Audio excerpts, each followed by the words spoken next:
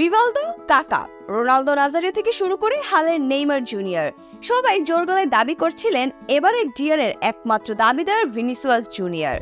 2024 সালে ফুটবলের সবচেয়ে মর্যাদার ও আলোচিত পুরস্কারটি উঠতে যাচ্ছে ভিনির হাতে, এমন ভবিষ্যদ্বাণী করেছিলেন সাধারণ ফুটবল বোদ্ধারাও।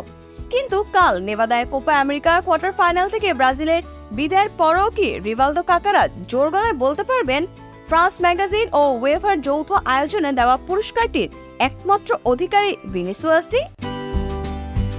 উল্লেখ্য, সামনের এক সপ্তাহের মধ্যে শেষ হতে চলেছে দক্ষিণ আমেরিকার মহাদেশে সর্বোচ্চ প্রতিযোগিতা কোপা আমেরিকা। একই দিনে সমাপ্তি ঘটবে ইউরোর সর্বোচ্চ প্রতিযোগিতা ইউরো চ্যাম্পিয়নশিপেরও। আন্তর্জাতিক ফুটবলে মৌসুমের সেরা দুটি টুর্নামেন্টের শেষ বেলায় ব্যালন ডি'অরের অঙ্কটা পাল্টে যাচ্ছে। সেটা কি টের পাচ্ছেন রোনালদো নাজারিও নেইমাররা? যদিও ক্লাব ফুটবলের পারফরমেন্স হিসেবে নিলে ভিনি সবচেয়ে যোগ্য দাবিদার ছিলেন এই পুরস্কারটির। কেননা রিয়াল মাদ্রিদের হয়ে 2023-24 এক দুর্দান্ত মৌসুম কাটিয়েছেন এই ব্রাজিলিয়ান।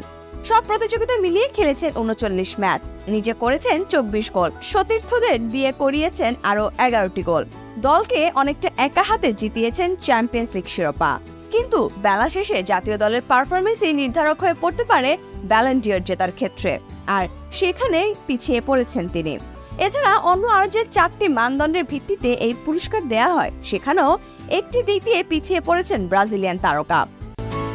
ব্যক্তিগত পারফরমেন্সের কোটায় ভিনি A+ পেলেও দলের সাফল্য, আচরণ ও ফেয়ার প্লেতে পিছিয়ে পড়েছেন তিনি।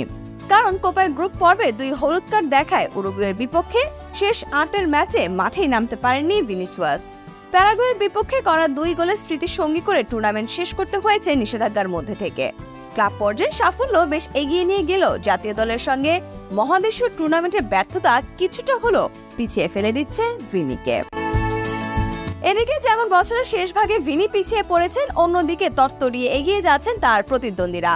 ভিনির মতো ক্লাব পর্যায়ে লা লিগা ও চ্যাম্পিয়ন্স লিগ জয়ের পিছনে সাফল্য আছে জুড বেলিংহামেরও। দলগত সাফল্যের সঙ্গে ব্যক্তিগতভাবে মৌসুম শেষ করেছেন 42 ম্যাচে 23 গোল করে, অ্যাসিস্ট 13টি। ব্যালন ডি'অর ভোটে বেলিংহামের পক্ষে কাজ করবে ইউরো চ্যাম্পিয়নশিপও। ইংল্যান্ডের জার্সিতে শতভাগ প্রত্যাশা পূরণ করতে পেরেছেন এই ইংলিশ ফুটবলার।